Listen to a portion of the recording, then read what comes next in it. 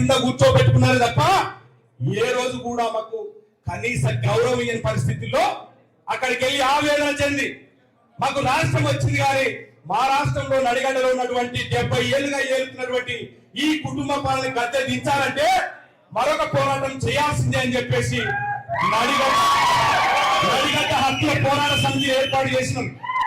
2018లో ఎమ్మెల్యేగా పోటీ చేసి మొత్తం నియోజకవర్గం మొత్తం తిరిగి 70 ఏళ్ల కుటుంబ పాలన ఎండగడుతూ వారి యొక్క హత్య రాజకీయాల గురించి చెప్తూ వాళ్ళ కుటుంబ పాలనలో మా బీసీ ఎస్సీ ఎస్టీ మైనారిటీ వర్గాలు ఏ రకంగా అణిచివేతకు గురైనారో చెప్తూ ఓటు చైతన్య యాత్ర చేస్తూ పల్లె ఎన్నికలు చేస్తూ పాదయాత్ర చేస్తూ గడప గడపకి వెళ్ళి ఒక్కొక్క గ్రామం లోపల మొత్తం కూడా అణిచివేయబడ్డటువంటి వర్గాల తరఫున ఒక ప్రశ్నించే గొంతుకగా 70 ఏళ్ల కుటుంబ పాలనలో మీరు చేసింది ఏమిటి?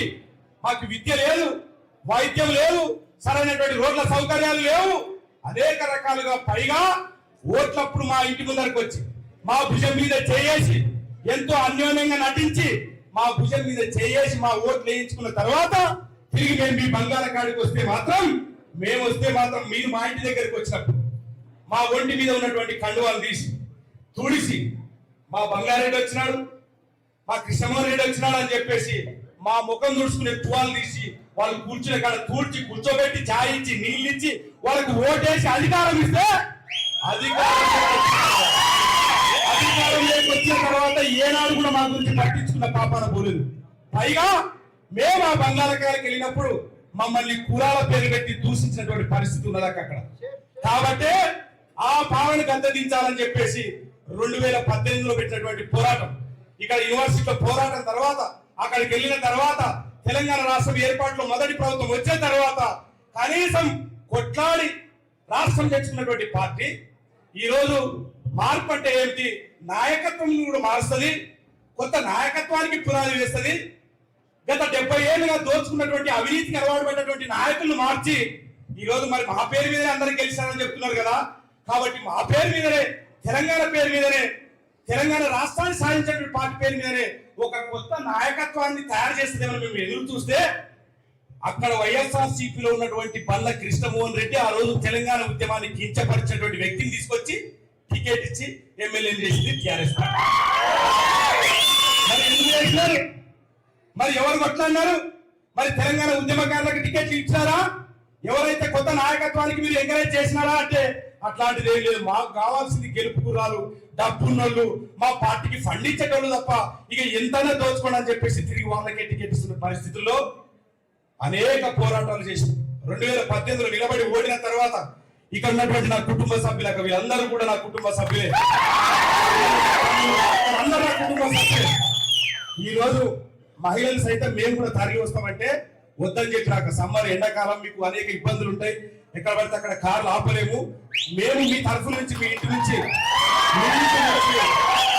ఒక్కొక్క మగాన్ని మీ ఇంటి తరఫు నుంచి వీరతలగా దిద్ది పంపించి రంజిత్ అన్న మీరు ఎంత మీరు ఉండాలా, రంజిత్ అన్న ఈ రోజు మహిళ బిడ్డగా మేము పంపిస్తామని చెప్పేసి ఈవెందో నా భార్యతో సహా బుచ్చిబాబు గారి భార్యతో సహా సాగనంటున్నాను. కాబట్టి ఈ రోజు నేను చెప్పేది ఒకటే, మా ప్రాంతం అత్యంత వెనుకబడింది, విద్య పరంగా వైద్య పరంగా అనేక రకాలుగా వెనుకబడినటువంటి పరిస్థితి మా ప్రాంతం. పాలకులు మారుతున్నారు కానీ అభివృద్ధి గురించి పట్టించుకునే నాదుడు లేడు. అక్కడ కేవలం వాళ్ళకి పీర్ల షాప్ మీద, బార్ల షాప్ మీద, కాంట్రాక్టర్ల మీద, కంకర మిషన్ల మీద, సినిమా టాకీస్ల మీద, వాళ్ళ వ్యాపారాల మీద ఉన్న ధ్యాస ఆ ప్రాంత ప్రజల సమస్యల పట్ల లేదు. నేను ఒకసారి చెప్పిన 2018లో నిలవనప్పుడు చెప్పిన అదే మాటను మళ్ళీ రిపీట్ చేస్తా ఉన్నా. నేను ఆ రోజు ఏమన్నాను? నేను ఒకటే మాట, అయ్యా 70 ఏళ్ళ నుంచి మీ కల్తీ మందు తాగి తాగి తాగి మా ఓటర్లు కనీసం మా ఊరికి ఓటేద్దామంటే నరాల బలహీనత వచ్చి మాకు ఓటేద్దామనుకున్నా కూడా మా చెయ్యి మీ వైపు వచ్చి ఓటు పడుతున్నటువంటి పరిస్థితి ఉన్నది. లక్కులో పెట్టి కల్తీ మద్యం వ్యాపారం చేసి నరసింహారెడ్డి గారు వేల కోట్లు సంపాదించి ఆ ప్రాంత ప్రజల యొక్క ఆత్మగౌరవాన్ని దెబ్బతీస్తూ అణిచివేత గురి చేస్తున్నటువంటి సందర్భంలో 2018 తర్వాత నిలబడి ఓడిన తర్వాత కూడా అట్లే గట్టిగా నిలబడినాం. ఆ ప్రాంతంలో సీపత్తి రైతుల గురించి కొట్లాడినాం, ఆ ప్రాంతంలో విద్య లేకపోతే కొట్లాడినాం.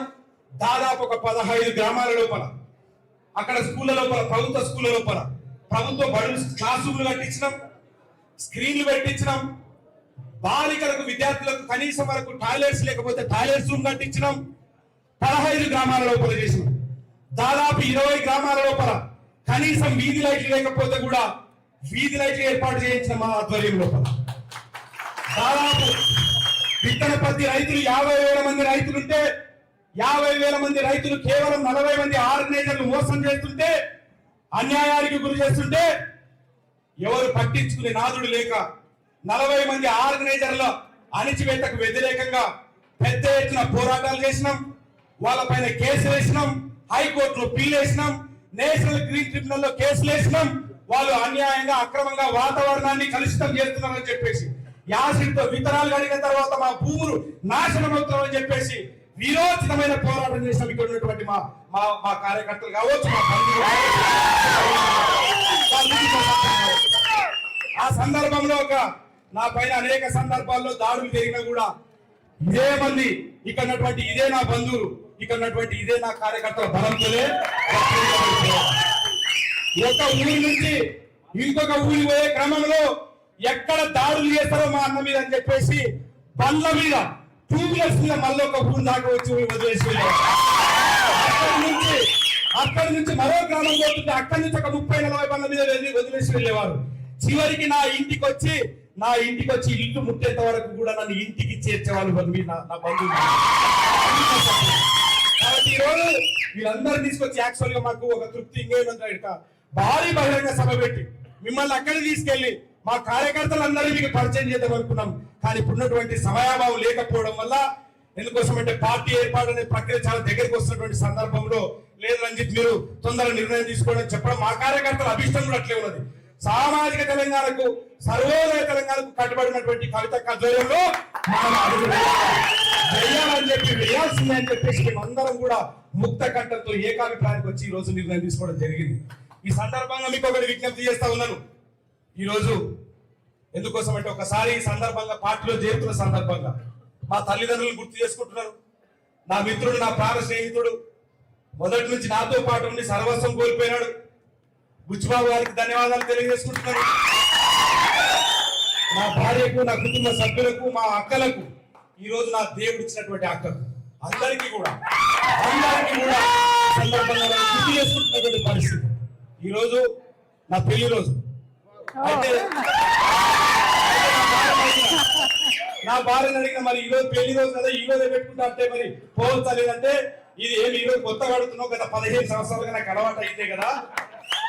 అందులో ఈ రోజు ఒక మహిళగా గర్వపడుతున్నావు, ఒక మహిళ నాయకత్వంలో పనిచేయడానికి వెళ్తున్నావు, మేము కూడా ప్రూవ్ చేసుకోవాల్సిన అవసరం ఉంది, సందర్భం ఉందని చెప్పేసి వెళ్ళు అని చెప్పేసి నేను భుజం తట్టి ఇక్కడ పంపించింది. ఈ సందర్భంగా నా భార్య కూడా నేను నా కన్న తల్లి కనిపెంచితే నా రక్తం పంచుకొని నేను ఎవరు రక్తం అయితే పంచుకొనుకుంటున్నానో నా అక్క పెంచింది. నా భార్య నా జీవితంలోకి వచ్చిన తర్వాత అనేక త్యాగాలు చేసింది.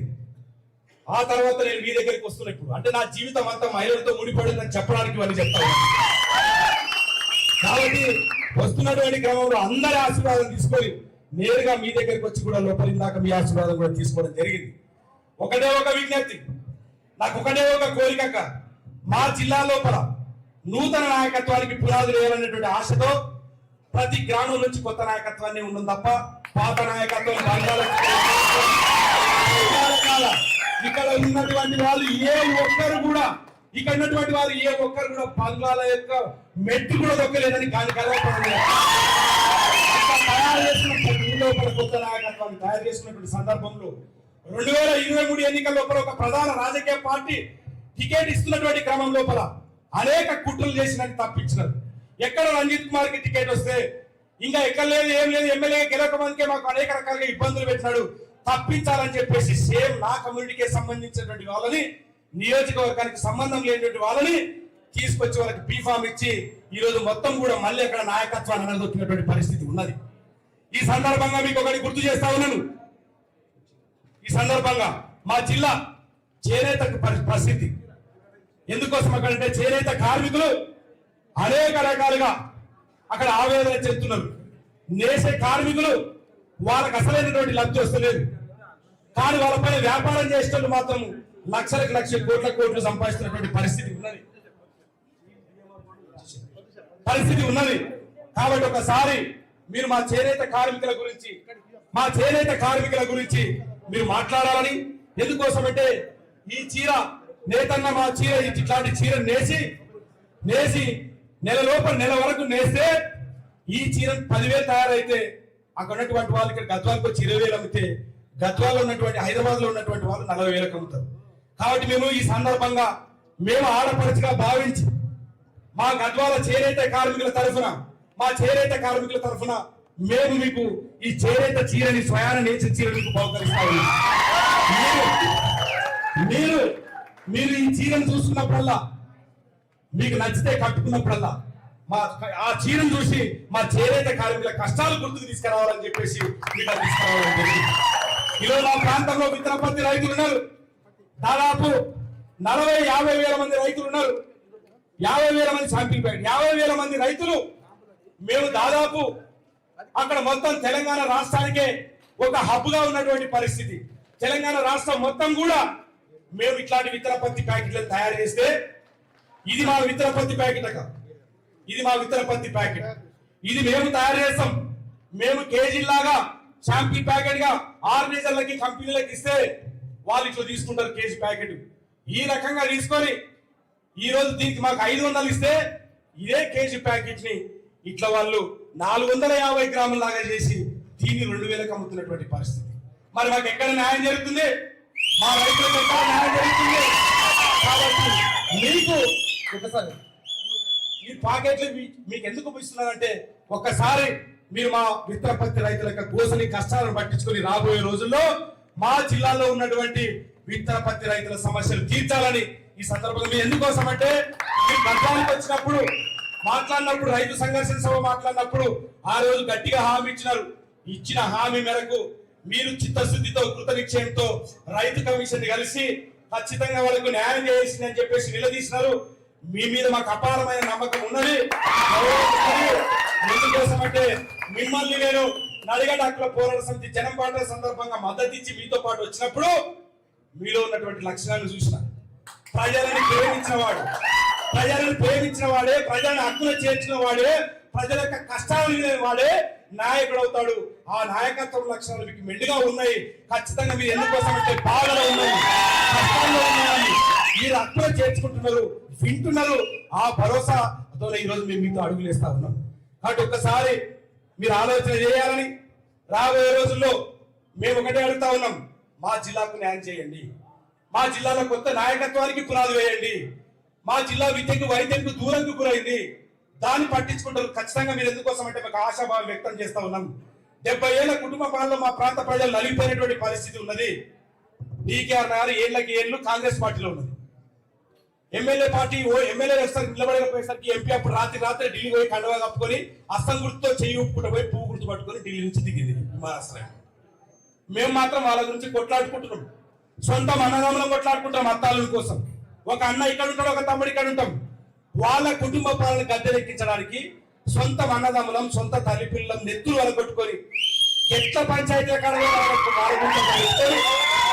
పెళ్లి హోం సావులకు కూడా కొన్ని పరిస్థితి వాళ్ళ గురించి. మేమేమో వాళ్ళ గురించి రక్తం ఓడేలా మేము కొట్లాడుతుంటే, మేమేమో సొంత అన్నదమ్ములు మాట్లాడుకోకుంటే వాళ్ళేమో రాత్రికి రాత్రి పార్టీలు మారుతున్నాం.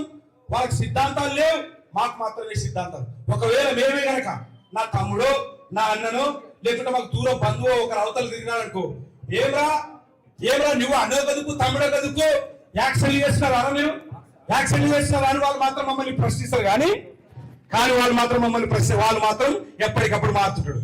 రంజిత్ కుమార్ గట్టిగా పోరాడేసరికి DKR గారు అక్కడ నిలబడకుండా అక్కడి నుంచి వదిలేసి అస్త్ర సన్యాసం చేసి అల్లుని గెలిపించమని వెనక ఉన్న కార్యకర్తలకే అల్లునికి ఓట్లేండి అని చెప్తుంది అత్త. అల్లుని అధికారులు వచ్చిన తర్వాత వాళ్ళ అత్తవి మామవి అక్రమ వ్యాపారాలు ఇసుక దందా అట్లే కొనసాగుతుంటాయి. కానీ వెనక ఉన్న కార్యకర్తలు మాత్రం అనగదొక్కుతున్నటువంటి పరిస్థితి. ఈ రోజు నడిగడ్డ హక్కుల పోరాట సమితి వల్ల, మా పోరాటం వల్ల ఈ రోజు బంగాళాఖాత కుర్చీ వేసే పరిస్థితి వచ్చిందంటే ఈ సందర్భంగా మీ దృష్టికి తీసుకొస్తున్నాం. ఈ రోజు నడిగడ్డ హక్కుల పోరాట సమితి వల్ల వాళ్ళ పార్టీల లోపల బీసీలను కుసోబెట్టుకుంటున్నారంటే కారణం నడిగడ్డ హక్కుల పోరాట సమితి. ఈ రోజు ఆయా స్థానిక ఎన్నికల లోపల బీసీలకు బలంగా టికెట్లు ఇస్తున్నామంటే కారణం నడిగేటక్కడ పోరాడుతుంది గర్వంగా చెప్తా ఉన్నాం 15 ఏళ్ళ మా పోరాటం. మేము తల్లిదండ్రులు వేయప్పుడు పల్లెల్లో పడుకున్నప్పుడు చాలా మంది మమ్మల్ని అక్కడ అనేక రకాలుగా ఇబ్బందులు పెడితే ఇక్కడ ఉన్నటువంటి వారి మా కార్యకర్తలే మా అభిమానులు అందరూ కూడా ఇళ్లలో పడుకోబెట్టున్నారు, ఆఫీసులో పడుకోబెట్టున్నారు. ఆఫీస్ లేకపోతే చెట్ల కింద చేపలు వేసుకొని పడుకున్నాం. వాళ్ళే అన్నం వండి పెట్టినారు, అక్కడనే తిని ఉండి మొత్తం ఊరంతా తిరిగి ఊరు సమస్యలన్నీ కూడా సంబంధిత అధికారుల దృష్టికి తీసుకెళ్ళినాం. కానీ జోగులాంబ గద్వాల జిల్లా ఏర్పడినప్పటి నుంచి కూడా నడిగడ్డ హక్కుల పోరాట సమితి యొక్క పోరాటం వెలకట్టలేనిదని చెప్పేసి ఈ సందర్భంగా మీ దృష్టికి తీసుకొస్తున్నారు. ఏ ఒక్క రూపాయి పంచకుండా దాదాపు 16,000 ఓట్లకు పైగా మేము ఓట్లు వేయించుకున్నామంటే మా ఇక్కడ ఉన్నటువంటి నాయకులు, ఇక్కడ ఉన్నటువంటి కార్యకర్తలు ఇంటింటికి వెళ్ళి ఓటేయాలని చెప్పేసి మొత్తం కూడా స్వచ్ఛందంగా ఒక్క రూపాయి పంచుకోకుండా బీర్కి బిర్యానీ కాకుండా ఏమి లేకుండా ఓట్లు వేస్తారంటే ఆలోచన చేయొచ్చు. ఒక మాజీ మంత్రి సమర్శమారెడ్డి నిలబడినప్పుడే 9,000 ఓట్లు పడలేవు. ఈ రోజు వరకు సవాలు విసురుతా ఉన్నాను, దమ్ముంటే ముగ్గురు ఇండిపెండెంట్ నిలబడడం ఎవరికి వెళ్తారో చూద్దామని. పార్టీల అండ కాకుండా పార్టీల చాటున రాజకీయాలు చేసుకుంటూ పార్టీల చాటున నిలబడుతూ వాటిని అడ్డంగా పెట్టుకొని మాకు పార్టీ అండగా ఉందని చెప్పేసి ఈ రోజు వాళ్ళు భ్రమపడుతున్నారు. రండి, బయటికి రండి, ముగ్గురు ఇండిపెండెంట్ గా నిలబడతాం, మీకు 17,000 ఓట్ల కంటే ఎక్కువ పడితే రాజకీయ సన్యాసం ఓట్ల కంటే ఎక్కువ తీసుకుంటాను. మరి అదే బీజేపీలో ఉన్నటువంటి డీకే అన్న గారు ఒక జాతీయ పార్టీ ఉపాధ్యక్షులుగా ఉన్నప్పుడు మరి బీజేపీ నుంచి అభ్యర్థి పెడితే 7,000 ఓట్లు ఎట్లా పడతాయి? అదే రంజిత్ కుమార్ 17,000 ఓట్లకు పైగా 16,000 ఓట్లకు పైగా ఎట్లా ఓట్లు వేయించుకుంటాడు? కాబట్టి ఒకసారి ఈ సందర్భంగా వాళ్ళకి చెప్తా ఉన్నాను, పోనీ పార్టీ అనుకుంటే బిడ్డ ఇన్ని రోజులు రంజిత్ కుమార్ కార్యకర్తలని, రంజిత్ కుమార్ ఎంటర్ నడిచేటోళ్ళని, నడిగడ్డ హక్కుల పోరాట సమితి నాయకులని, కార్యకర్తలు మీకు పార్టీ ఎదురా, పార్టీ లేకుండా ఎన్ని రోజులు ఒట్టి ఎదురుతారు అని చెప్పేసి కామెంట్ చేసే వాళ్ళకి ఈ సందర్భంగా చెప్తున్నాను. వీళ్ళందరికీ ఒకటే సమాధానం, జోగులాంబ గద్వాల జిల్లాలో మీకు రాజకీయ పార్టీ ఏది రాని సమాధానము ఒకటి మా ఏర్పాటు చేయబోయే పార్టీలో ఆ రోజు మేమేంటో చూపిస్తాం. మాకు ఈరోజు అండ లేదన్నారు, మీకు అండదండ లేవన్నారు, మీ వెనక ఎవరున్నారు అన్నారు. ఈ రోజు నా వెనక ఉన్నది, నా పక్కన ఉన్నది, సకాలంగా చెప్పుకుంటారు. రేపటి నుంచి కన్నటువంటి మా కార్యకర్తలు అందరూ కూడా మీ బొమ్మలు ఎప్పుడు తిరుగుతారు తప్ప ఎక్కడికి నడిగడ్డ లోపల రంజిత్ కుమార్ మనిషి అంటే ఎవరు టచ్ చేయలేరు. ఈ రోజు